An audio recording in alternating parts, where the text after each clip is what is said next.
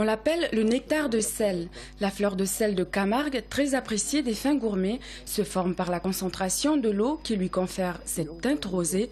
La culture de cet or blanc est très ancienne et requiert encore aujourd'hui une attention toute particulière. Il faut des conditions météorologiques bien particulières pour que la fleur de sel apparaisse. Et c'est la conjugaison de plusieurs phénomènes. Il y a d'abord les chocs thermiques entre la nuit et le jour. Il y a aussi les concentrations des eaux qui importent parce qu'on est dans des eaux lourdes.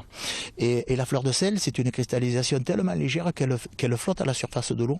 Elle se déplace et le matin, le petit vent, en principe du nord ou d'ouest, la dépose sur les bordures des tables salantes. Très prisée, la fleur de sel a un prix.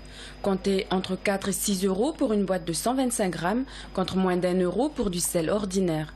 Pourtant, restaurants, épiceries fines, magasins spécialisés et même grandes surfaces se l'arrachent. Ce produit haut de gamme séduit.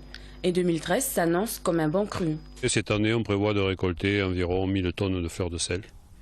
Voilà, donc c'est quand même pas mal.